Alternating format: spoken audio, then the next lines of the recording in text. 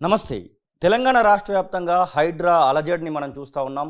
హైడ్రాకు సంబంధించినటువంటి విషయంలో పేద ప్రజలకు ఖచ్చితంగా ఏదో ఒక దారి చూపిన తర్వాతనే వారికి ఇళ్లను కూల్చివేయాలనేటువంటి మాట చెప్తా ఉన్నారు ఎంపీ ఈటెల రాజేందర్. మనతో పాటుగా ఎంపీ ఈటెల రాజేందర్ ఉన్నారు.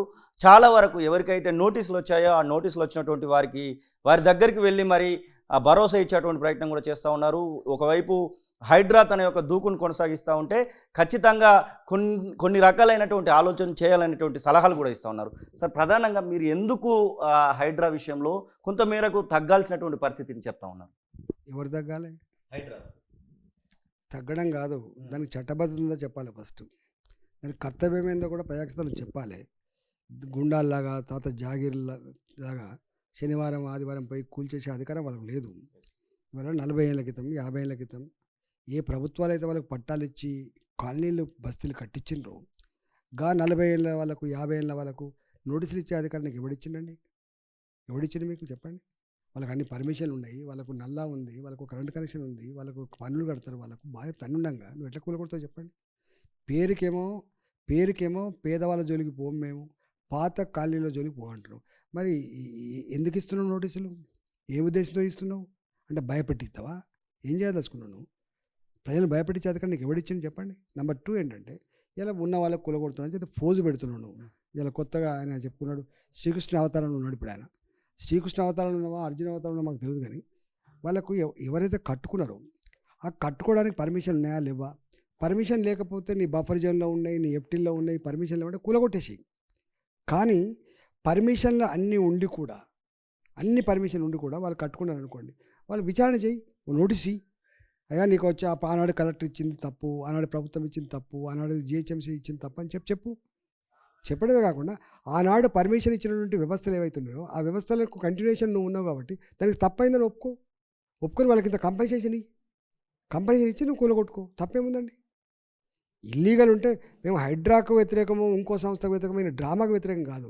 మేము వ్యతిరేకం వల్ల ఏంటి? ఇక్కడ వ్యతిరేకం అంటే దేనికైనా ఒక చట్టం, ఒక సిస్టమ్ ఉంటుంది. చట్టబద్ధంగా నడుచుకునే ప్రయత్నం చేయి తప్ప గుండాయిజం చేసే ప్రయత్నం చేయకు. అధికారం ఉందని చెప్పి పిచ్చోడి చేతిలో రాయి ఉన్నట్టుగా నువ్వు ఏది ప్రయత్నం చేస్తానంటే కుదిరేది కాదు. బోయినపల్లి ప్రాంతంలో గుడికి, నల్లపోచమ్మ గుడికి కూడా ఒక నోటీస్ ఇచ్చినటువంటి పరిస్థితి చూస్తూ ఉన్నాం. హైడ్రా ఒకవేళ పనిచేయాలనుకుంటే ఈటెల రాజేందర్ ఎంపీగా మీరు ఎలాంటి సలహాలు ఇవ్వబోతా ఉన్నారు వాళ్ళకి? ఒకటి, ఇట్లాంటప్పుడు ప్రజలు ఎప్పుడు సందర్భం వచ్చినప్పుడు గుణపాఠం చెప్పే ప్రయత్నం చేస్తారు. అన్ని టెంపుల్స్కు నోటీస్ ఇచ్చిండ్రు, బుద్ధి లేదు వీళ్ళకు. అన్ని టెంపుల్స్ నోటీస్ ఇచ్చిండ్రు, అన్ని కమ్యూనిటీ హాల్లకు నోటీస్ ఇచ్చిండ్రు. అదేవిధంగా మీకు చూస్తున్నా చిన్న చిన్న వాటికి కూడా నోటీస్ అంటించిపోయిండు. శ్మశాన వాటికలు నోటీసులు ఇస్తావు, గుళ్ళకు నోటీసులు ఇస్తావు, కమ్యూనిటీ హాల్కు నోటీసులు ఇస్తావు. అంటే నీకు జ్ఞానం ఉన్నట్ట లేదా? అసలు ముఖ్యమంత్రి గారికి ఏం జరుగుతుందో కింద అర్థమవుతుందా అని అడుగుతున్నాడు నేను. ఈటెల రాజేందర్ ఎలాంటి సలహాలు ఇవ్వాలనుకుంటున్నారు? అంటే ఇప్పుడు ప్రభుత్వం చేస్తున్నటువంటి పనులలో ఎట్లా మార్చుకుంటే బాగుంటుంది? హైడ్రా పని విధానం ఎట్లా ఉంటే బాగుంటుంది అనుకుంటా ఉన్నారు? 75 ఏళ్ళు అవుతుంది. అనేక ముఖ్యమంత్రులు, అనేక ప్రభుత్వాలు పోయినాయి. నిజంగానే నువ్వు దేశ ఉద్ధారకుడు అనుకుంటే, శ్రీకృష్ణ అవతారం ఎత్తింది నిజమే అయితే కూర్చొని అన్ని పార్టీలతో మాట్లాడు, కన్సల్ట్ చేయి. ఎక్కడెక్కడ నాలాలు ఆక్రమించబడ్డాయో, ఎంత వర్షం పడుతుందో ఆ వర్షపాతానికి వచ్చే నీళ్ళు ఎంత, ఆ నీళ్లు పోయేటువంటి కాలువల సైజ్ ఎంత, అవన్నీ నిర్ధారించు. ఒకవేళ ఇప్పుడు కొత్తగా కాలువలు సృష్టించే ఆస్కారం లేకపోతే ఉన్న రోడ్లనే లెవెల్స్ తీసుకొని ఏమైనా 20 ఫీట్లేవో, 30 ఫీట్లేవో, 100 ఫీట్లేవో ఏమైనా కాలువలు వేసుకునే ప్రయత్నం చేయి. ఇలా టెక్నాలజీ వచ్చింది. ఏం డిస్టర్బెన్స్ చేయకుండా కూడా ఉన్న రోడ్లనే బాగా మంచిగా నాలాలు తీసి బయటికి పంపించే ఆస్కారం ఉంది. చెయ్యి ఆ పని. రెండవది, షెర్లు ఉన్నాయి. ఎక్కడెక్కడైతే ఆక్రమించుకున్నారో దాన్ని ఇప్పుడు ఒక్క షెర్లో కూడా వ్యవసాయం చేస్తలేరు. ఆ ఉన్న భూమిని పరిరక్షించుకొని దాని అవసరమైతే నువ్వు ఎకలాజికల్ బ్యాలెన్స్ గురించి మాట్లాడుతున్నావు, ఇంకేదేదో మాట్లాడుతున్నావు, నువ్వు చాలా మాట్లాడుతున్నావు, ప్రకృతికి గుర్తని మాట్లాడుతున్నావు. ఓకే, నేను డెప్త్ కొట్టుకో, 10 ఫీట్లు కాకపోతే 20 ఫీట్ల చెరువు కొట్టుకో, దాంట్లో గిన్ని మురికి నీళ్ళు రాకుండా చేసుకో. కేసీఆర్ చెప్పిండు కదా, కొబ్బరి నీళ్ళు లెక్క తెస్తా హుస్సేన్ సాగర్ అని చెప్పి అట్లా చెయ్యి. ఒకప్పుడు మేము ఈతలు కొట్టుకునేది, మంచినీళ్ళు తాగేది, చేపలు పెంచుకునేది, ఆ చెరువు భూగర్భ జలాలు బోరు బావి ఎండిపోకుండా చూసేది, సాకలో సాకి రేవయ్యేది. చెయ్యి, ఆ పని చెయ్యి. మేము వద్దంటామా? దానికి ప్రణాళికలు ఏందో రచించుకో. 8,000 కోట్లు అయితే రచించుకో.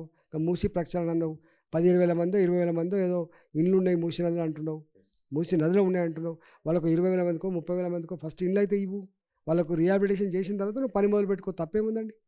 ఇప్పుడు ప్రపంచంలో ప్రభుత్వాలు ఎవరు కూడా మనిషికి హామ్ జరగకుండా ఉండే పద్ధతులు కదా పనిచేయాల్సింది. చేసుకోమంటున్నాం, మేము అద్దంటామా?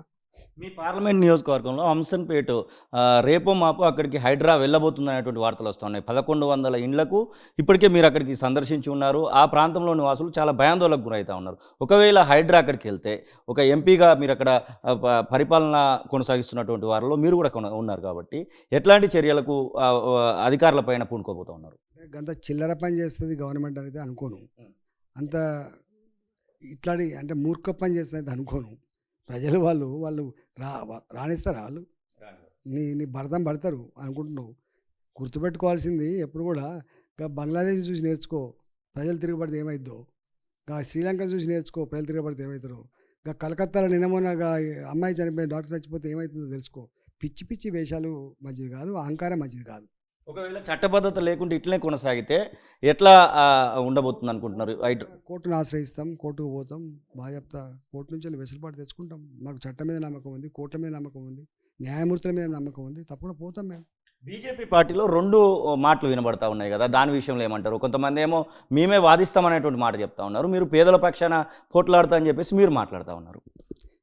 ఒకటే వాయిస్ ఉంది, మీరే కనిపించేస్తున్నారు. మా ఎంపీలు కానీ మా వాళ్ళు ఏమంటున్నారు, అరే ఉన్నవాళ్ళు ఎవరైతే ఆనాడు ఇన్ఫ్లుయెన్స్ చేసి కట్టిండ్రో కూలగొట్టండి కానీ చట్టబద్ధం కూలగొట్టమంటున్నారు. మా వాళ్ళు ఏం కూలగొట్టండి కానీ చట్టబద్ధం కూలగొట్టమంటారు. కానీ పేదల జోలికి రావద్దంటున్నారు. 40 ఏళ్ళ క్రితం 50 ఏళ్ళ క్రితం ఏ మురికి కాలువల పక్క పుంట అయితే ఏ ఎఫ్టీఏలోనో ఎక్కడో వాళ్ళకు బాధ్యత ప్రభుత్వాలే పట్టాలు ఇచ్చి కూలగొడితే అవి కూల్చే అధికారం మిగిలే అంటారు. ఇప్పుడు మనం చూస్తున్నాం ఇమ్లిబాన్ బస్ స్టేషన్ ఉన్నది. ఇమ్లిబాన్ స్టేషన్ ఎక్కడ కట్టిండే? మూసినదా కట్టిండు. మరి మా కరీంనగర్ కలెక్టరేట్ ఉంది, ఒక చెర్లోనే కట్టిండ్రు. ఇవాళ మెట్రో రైల్వే స్టేషన్ ఉంది, మూసినదిలో ఉంది.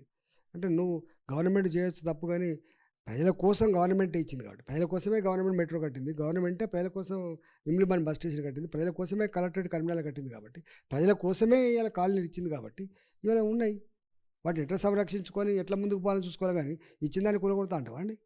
అప్పుడు ఉన్నటువంటి అధికారుల మీద చర్యలు తీసుకోవాల్సింది అనేటువంటి వాదన వినబడతా ఉంది, మీరేం చెప్తారు? తప్పు కేవలం అధికారుల మీద ఎట్లా నడతామండి? అన్నాడు ముఖ్యమంత్రి ఏం చేసిండు, ఆయన మంత్రివర్గ సదస్సులు ఏం చేసిండు? Entire government machinery is responsible for that. గుర్తుపెట్టుకో. ఒక ఎంఆర్ఓ రెస్పాన్స్, ఒక ఆర్డీఓ రెస్పాన్స్, ఒక కలెక్టర్ కాదు రెస్పాన్స్. నువ్వేం చేస్తున్నావు? ఏం జరుగుతుందో నీకు సోయి లేకుంటున్నావా? నియంత్రించవలసింది ప్రభుత్వం. గుర్తుపెట్టుకో. వాళ్ళు ఏం చేయాలి అది చేస్తారు. ఓన్లీ బీజేపీ వాళ్ళని టార్గెట్ చేస్తూ ఉన్నారు అనేటువంటి మాట వినబడుతుంది. ముఖ్యంగా కొద్దిసేపటి క్రితం తోకల శ్రీనివాస్ రెడ్డిని కూడా మేము మాట్లాడడం జరిగింది. మీ పార్టీకి సంబంధించినటువంటి కావాలనే మా పైన కక్ష కట్టి నా పైన కక్ష కట్టి ఇలాంటి ప్రయత్నాలు జరుగుతూ ఉన్నాయి అన్నట్టు. ఇదేమన్నా పక్షపాత ధోరణి ఏమైనా ఉందనుకోవచ్చా? కాంగ్రెస్ పార్టీని వదిలేయడము, బీజేపీ వాళ్ళ మీద టార్గెట్ చేయడం ఇట్లాంటివి ఏమైనా ఉందనుకోవచ్చా? శుద్ధపూసలా వీళ్ళ మొత్తం శుద్ధపూసలా ఉంటుంది. 100% ఉంటుంది. మా తోకల శ్రీనివాస్ రెడ్డి ఉంది, 1978లో కొనుక్కున్నాడు ఆయన. వాళ్ళ తాత కొన్నాడు, ఆయన పుట్టలే అప్పటికి ఇంకా. కానీ కూలగొట్టేప్పుడు ఏమంటాడు, తోకల శ్రీనివాసరెడ్డి గారు బీజేపీ కార్పొరేటరు, ఆయనది 3.5 ఎకరాలు ఆక్రమించుకున్నాడు. ఇవాళ దాన్ని కూలగొట్టేసినాం, 75 కోట్ల రూపాయల విలువైన భూమిని మేము అక్వైర్ చేసుకున్నాం అంటున్నాడు. అంటే అంత మూర్ఖులు వీళ్ళు. ఎప్పటి తాత 1978 ఎప్పుడు, ఇలా 2024 ఎప్పుడు చెప్పండి? ఇది పక్షపాతం కాకపోతే, రాజకీయ కక్ష కాకపోతే ఏమంటారు? మహాభారతంలో కూడా ఒకటి ఉంటుందండి. ఇప్పుడు మహాభారతంలో వనవాసం పోతారు. వనవాసం పోయిన తర్వాత కూడా వెంటపడతాడు దుర్యోధనుడు. వింటురా? వీళ్ళు కూడా అట్లే ఉన్నది. ఇప్పుడు నువ్వు గెలితివి అయిపోయా ఉన్నావు, నువ్వు గోవాను వెంటాడుతా అంటే ఏం జరుగుతుంది? ధర్మంలో ఏం జరుగుతుంది? గది జరుగుతుంది ఇలా కూడా. ఇది ఈటెల రాజేందర్ చెప్తున్న మాటలు. ఖచ్చితంగా కనీసం చట్టబద్ధత లేనటువంటి హైడ్రా అనేది మనం చూస్తూ ఉన్నాం. చట్టబద్ధత లేకుండా ఇట్లనే పనిచేస్తే మాత్రం ఖచ్చితంగా హైకోర్టులో చుక్కెదురుగా తప్పదు. ఇక పేదల జోలికి పోకుండా ఉంటేనే బాగుంటుంది అనేటువంటి ఆ ఒక మాట కూడా వారు చెప్తున్న పరిస్థితి. కెమెరా పర్సన్ సతీష్తో శ్రీనివాస్, తొలి వెలుగు, హైదరాబాద్. అసలైన తొలి వెలుగు. ఫాలో వాట్సాప్ @తొలి వెలుగు అఫీషియల్.